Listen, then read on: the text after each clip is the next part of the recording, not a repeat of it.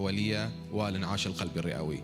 دربنا أكثر من 32 ألف شخص من بداية المشروع، وهذه الإحصائية تعطي العدد التقريبي إلى الناس اللي ممكن تدريبهم. في بعض المشاريع يستغرق وقت التدريب فيه 3 دقائق فقط للفرد الواحد، وبعضهم لا ممكن يكون 4 و5 و6 ساعات على حسب نوع التدريب اللي ممكن يأخذونه.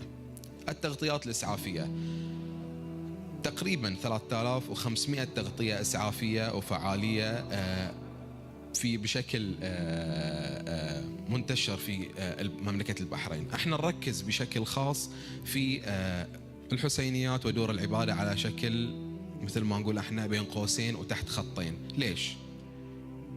رواد الماتم من رواد الماتم؟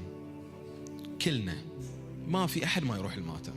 كبار السن هم الركيزة الأساسية إلى دور العبادة والمآتم. كم شخص في البحرين تعرفونه ما وياه الثلاثي هذا، سكر وضغط وكوليسترول؟ ما في. الإحصائيات لوزارة الصحة تقول أن غالبية حالات السكتة القلبية تصير إلى أشخاص عمرهم أقل من 50 سنة حتى مو 60. فليش ما احنا نستهدف اماكننا، احنا نستهدف البيئة مالتنا بالتوعية بالدرجة الاولى، بدل ما انا اروح يمين ويسار وغيره وغيره وغيره. فالتركيز الاساسي عندنا في دور العبادة بتجهيزهم بحقائب اسعافات اولية وجهاز AED وجهاز انعاش القلب. انا خلني اوقف شوية عند هذه النقطة. ممكن بعض يقول لي علي احنا عندنا مسوين نادي او فعالية صيفية في الماتم، ونحتاج ان يجيبون لنا مسعفين 2 بنسوي دورة كرة قدم وغيره، ونحتاج يعني لا سمح الله واحد يطيح واحد شيء يتعور، لا ما احنا جايين. زين علي احنا مسوين مهرجان مال مسرح للطفل ما احنا جايين. علي لا ما احنا جايين، انا اسف. احنا من 2021 وقفنا ان احنا نقدم هذه الخدمة، والسبب الى متى انا راح اقدم خدمة الى المجتمع؟ متى أنا راح أكون مستفز إلى المجتمع بحيث أخليه يقدم هذه الخدمة إلى نفسه؟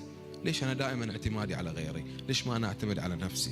تعال قول لي علي أنا أحتاجك تجهز إلي فريق مختص بالسلامة في المؤسسة مالتي مجهز بكل شيء. أنا أقول لك من هذه قبل هذه، هذا الفريق يدرب من الألف إلى الياء بحيث يكون شغال عندك. أي فعالية أنت عندك فريقك موجود شغال عندك يقدم هذه الخدمة بشكل أو بآخر. كيف احنا مستمرين في هذا العمل؟ ما هو الدافع الأساسي إلى تقديم هذه الخدمة بشكل مستمر ومتطور دائما؟ وهي الشراكات الطبية والشراكات الاستراتيجية. طبعا أهم الشراكات اللي موجودة عند نبضة حياة هي الشراكة مع جمعية العاصمة للثقافة الإسلامية. زين، بس هذه عندكم شراكات؟ لا، أنا أقول لك عندنا شراكات على مد البصر مع مؤسسات طبية موجودة في البحرين، شركات إلى توريد الأجهزة الطبية وغيرها وغيرها وغيرها. الهدف الأساسي هو أن أنا أخدم المجتمع القريب لي اللي بعيد عن غيري. نقدر ناخذ قصة بسيطة في هذه الدقيقة. نبضة واحدة رجعت رجل لأسرته في أحد الفعاليات، وبدون أي تفاصيل حفاظا على سرية وخصوصية المرضى. سقط شخص، الناس حوالينا تجمعت، واحد يقول روح جيبوا ماي ورد من المطبخ، والثاني يقول بصل بصل بصل خلي يقصصون البصل بسرعة. بشكل بسيط قام أحد المتطوعين وراح صوبه، قعد شاف البني آدم مو قاعد يتنفس. طبعا على ما هو ينزل بس ما ظل بصل ما في المطبخ ما جابوه، ما ظل ماي ورد ما جابوه، اللي يركض بكيس كركم وحالة كنا الصالونة بتصير داخل على بطنه. زين، المتطوع بدأ بعمل الإنعاش القلبي الرئوي، طلب المساعدة من زميله اللي موجود، جاه جهاز الإنعاش. هذه القصة في 2020. الشخص اللي عام قاعد يتسمع في الماتم وطاف وسلم عليه. واحد بس كان ممكن انه يكون متعلم للإنعاش القلبي الرئوي، كان ممكن انه يخلي هذا الشخص إلى قصة جديدة مع عائلته. أهمية المؤسسات الدينية اللي موجود. احنا تربينا من صغرنا ان من تخلص تعليم الصلاة بتروح الى تعليم القرآن، وعقب الدش حلقات التعليم الديني. المكان الوحيد اللي احنا ممكن نرتاح فيه داخليا نشوف الشباب اللي في عمرنا، مثل ما قال قبل شوي اخوي رضي، نشوف الشباب اللي في عمرنا وخلاص هذا الجروب الربع مالنا، نحس ان هذا البيت الثاني الينا، هذا المنزل اللي يأوينا عقب بيتنا. اذا انا هني ما استغليت هذا المكان في ان انا اضيف عنصر جديد في هذا الشخص وأثير فضوله في جانب معين، فراح يكون من الصعب أن أنا أثر عليه مستقبلا. إحصائية تقول أن من 10 إلى 15 شخص يفقدون أرواحهم يوميا أو سنويا داخل دور العبادة. بتقول أنت قاعد تقول أن المآتم اللي عندنا إحنا مكان مو آمن، وبتقول أن هذا، وبتقول أن أنت هذا. لا، أبو حسين مو مخليني.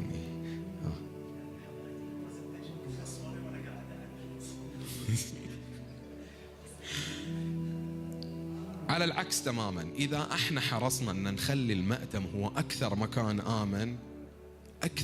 آمن، فراح العدد راح يتم موجود، يعني ما راح يتغير، ما راح يزيد، ما راح ينقص، لأن هذه في النهاية والبداية مشيئة رب العالمين. هذه كلمة الله. اللي علينا احنا نسويه ان احنا نحاول ان احنا نقلل هذا الشيء.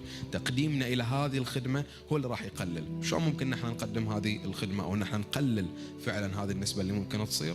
عن طريق، بعد صورة ابو حسين وهو واقف، عن طريق جهاز إزالة الرجفان. مثل ما قلت لك، أنا أعطيك حل، أنا ما راح أعطيك شيء أكثر من حل، راح أعطيك حل، وهو فريق كامل متكامل عنده جهاز انعاش قلبي رئوي، عنده شنطة إسعافات أولية، مدرب تدريب يؤهله على كافة الحالات الطوارئ الطبية والإصابات اللي ممكن أنه يتعرض إليها، وهو الحل الخاص اللي نقدمه في هذا المعرض. رسالة خاصة إلى الجهات. نص دقيقة. رسالة خاصة إلى الجهات. لا تقول كل واحد مسؤول عن روحه، ولا تقول السلامة مسؤولية كل واحد فينا. لا، كل شخص موجود حتى وإن لم تكن مسؤولا، فالسلامة هي مسؤوليتك. أنت قد يكون بشكل أو بآخر تؤثر على سلامة الآخرين. من أبسط شغلة اللي ممكن نشوفها، عزكم الله، الواحد ما يشيل عزكم الله الجوتي ماله يحطه في الرف يحطه على الباب، قد يكون هذا اللي في الأرض سبب تدافع ويعور ناس. السلامة مسؤولية مو فرد، مسؤوليتنا كلنا مع بعض. كل خطوة ممكن أن احنا نخطيها قد تكون هي سبب لحياة شخص آخر، ولكن علي أنا أستثمر خطوتي بشكل صحيح بحيث أن تكون فعلا إلى إنقاذ روح. شكرا جزيلا. أحسنت، كلمة جدا مؤثرة.